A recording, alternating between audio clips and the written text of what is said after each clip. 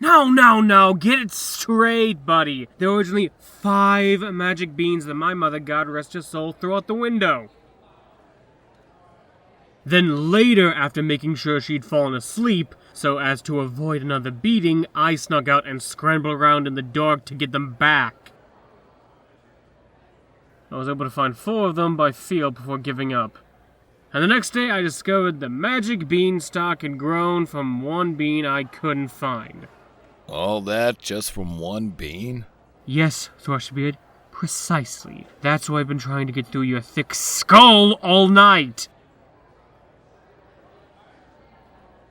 I have 4 beans left, and all we have to do is plant 1 in some remote location, and then wait for it to grow its own giant beanstalk. Clear up to the Cloud Kingdoms. Why would you want to do that? Because the Cloud Kingdoms are the one place we can be sure that the adversary hasn't invaded yet. After all, he doesn't have the beans to get there. How do you know? Maybe he found a vast storehouse of magic beans somewhere, and now there's beanstalks all over his empire with elevators and shit going up and down to the Cloud Kingdoms every ding-dong day. That's a silly idea. Why? He had enough time by now to install elevators in those things, powered by giants or trolls or dragons or who knows what. I'm not talking about elevators. The silly notion is that he has his own magic beans. They're very rare, and I bought the only 5 of them left. How rare could they be if they were selling at a rate of 5 beans per cow? You're missing the point. The Cloud Kings were each richer than Midas's favorite wet dream. If we were to plant another beanstalk and climb up there, we could help ourselves to all that loot. And why is it you're so generously willing to include me in this grand adventure? Because you have money and I don't. Mounting such an expedition, doing it right this time, well, it won't be cheap. Here's the deal. We'll be equal partners. I'll provide one of the magic beans, and you put up the bare bones monetary expenses. Let's say $13,000 to start with. Which I will never see again once I hand the money over to you. Forget it, Jack. I'm wise to your ways and won't spend a nickel on any scheme involving you or your fictional legumes. Are you implying I don't really still have the beans? Good night, Jack. I've never liked you, Thrushbeard. Elsewhere in the city, far removed from Fabletown. This is the place. Keep the change. Thanks, Mac. Whiskey, please. Neat. Make it a tall one. That has to be Bigby. How'd you find me, Sheriff? I keep track of those Fables who decide to live out in the Monday. Sit.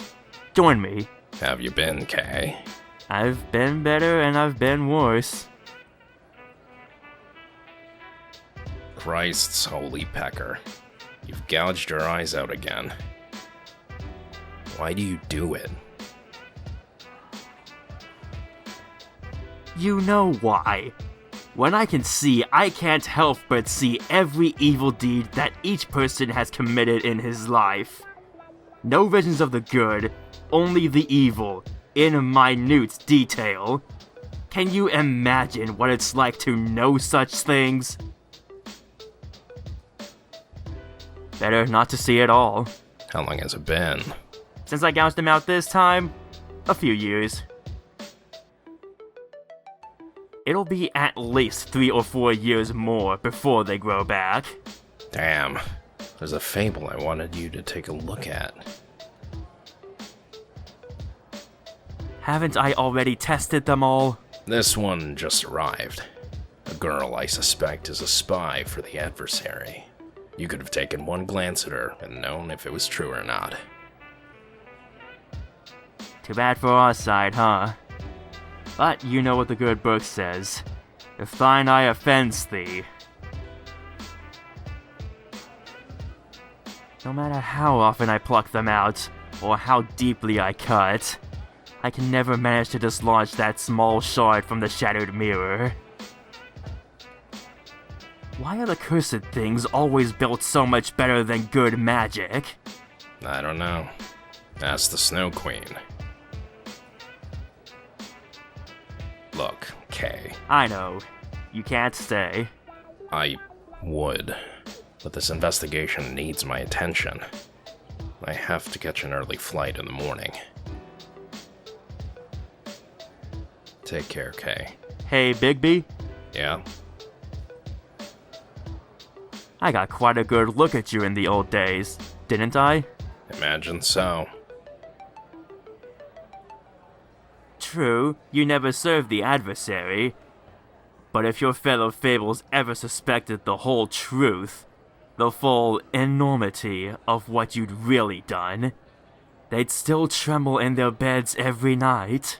Those days are long past, Kay. Let's hope so. If the ocean were whiskey and I was a duck, I'd dive to the bottom and never come up. Excuse me, Mr. Horner? Mr. Jack Horner? That's who you are. Huh? Oh look, Men in Black. That's so cute. Did your mommy dress you up for the movies? We'd like to take you up on your offer, the one you discussed with that other gentleman. Earlier this evening. What the hell are you posers talking about? Go back to the bloody Mundy boys. We're discussing the beans. The 4 remaining magic beans. We'd like to buy them from you. $13,000 is the price you quoted, correct? We can afford that. Is that per bean or for all 4? You Mundy stupid! There's no such thing as magic beans. Newsflash, boys! Santa and the Easter Bunny aren't real either! You gotta switch your bullshit detectors off the extremely gullible setting. Excuse me, Mr. Horner. Mr. Jack Horner. You need to show more respect. Hey, get your hands off! We intend to have the magic beans, one way or the other. And every other item of strategic value in Fabletown. Stop it! Along the way, we'll teach you meatheads. Even Fable meatheads need to earn respect. Especially Fable meatheads. I don't know where Riding Hood stayed last night, but she was terribly upset about the prospect of you interrogating her. Yes, that doesn't surprise me, Your Honor. Given the ugly past history between you two. Not that, or not just that, but because she has a cover story to maintain and is prudently cautious about how long it will hold up under serious and skeptical scrutiny. Convenient, then, that she has a good reason to avoid contact with me. Cover story? What nonsense are you spouting now? Honestly, Mr. Wolf, sometimes it's as though you talk in a language all your own. I don't have time to explain all of this right now, Mr. Mayor. My flight leaves at 7, and I still have to get Snow to cough up the ticket price and per diem from petty cash. Where are you going? You're needed here. You need to hurry up and sign off on Riding Hood's background investigation so that we can formally welcome her to the community. That's not going to happen. She's dirty. She's a spy for the adversary, and I'm going to prove it. Impossible. She can't be. All of Fabletown is celebrating her arrival. The people are happy, and happy citizens don't vote to replace the mayor in an election that should never have been allowed to happen in the first place.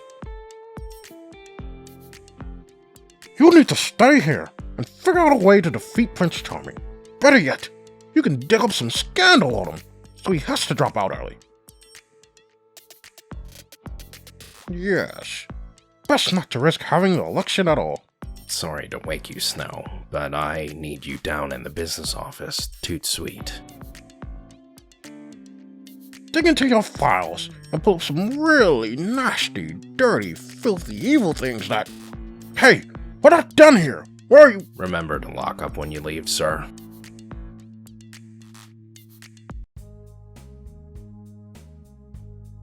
How do you like it, sir?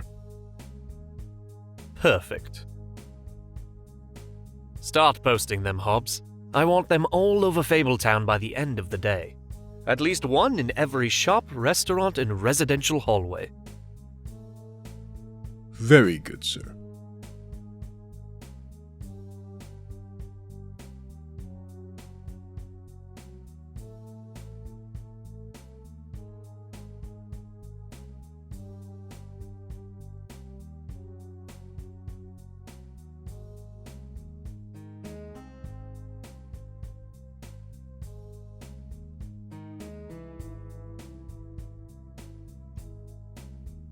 Will you post these, please, Squire Valco? Sure, why not?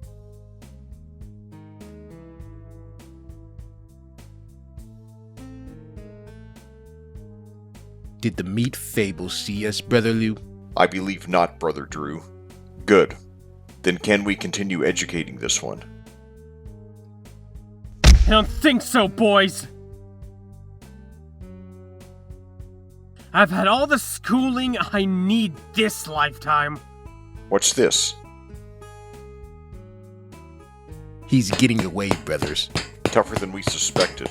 Follow him quickly, brothers. I'll be along directly.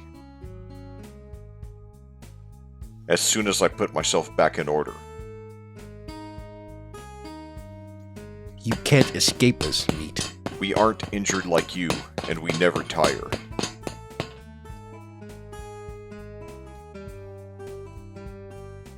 Come on, come on, come on!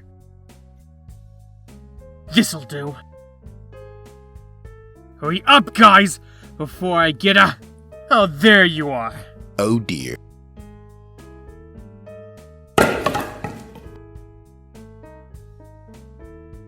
Oh, I doubt this will turn out well, brother.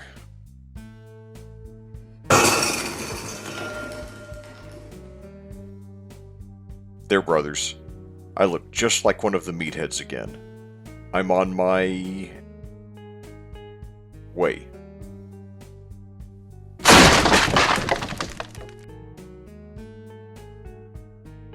Okay, boys, I'm waiting. Next. Not coming up here, fellas? No, I believe my brothers and I have decided to suspend our conversation for now. Then I'll give you 5 minutes to climb back down and drag your brothers off to the hospital. And don't come back. Oh, we'll see you again, Jack Horner. I can promise that. Are you intact, brother? Mostly, I seem to have broken my leg in the fall. I'm addled, but unharmed. We should hastily leave the vicinity, brothers. Indeed, lest more meat fables gather to the commotion. Where did your broken leg get to, Brother Lou?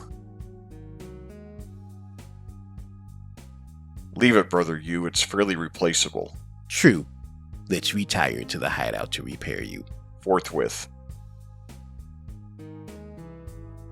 Before returning, we'll obtain guns. Agreed. In hindsight, we should have attended to that earlier. Agreed. The meatheads of the strange land only respect those with guns. While I'm gone, keep an eye out for Riding Hood, Snow. She'll return sometime today. Probably as soon as there's a big enough crowd here to make a good show of it. Now that she's established herself as the distraught victim of cads like me and Blue, she'll want to milk that advantage for special attention. You're so sure she's a spy. Her arrival just seems a touch too... miraculous. True, but An argument can be made that the very existence of Fabletown is one extended miracle. The Canada Gate has been blocked for nearly 200 years, and it was closed from the other side, by the adversary's forces, not ours. So who opened it again? I'm on my way up there to find out, so you'll have to ride herd on Riding Hood in my absence. She'll want to know all about our setup, who's here, what our plans are for the homelands, and what military resources we have. So I'll answer her questions in enthusiastic generalities. I've run this place long enough to speak fluent doublespeak. And whatever you do, don't let her sign the Fabletown Charter. We can't afford to give her the protection of the general amnesty. Bigby, we need to talk. I want to report a mugging, Sheriff.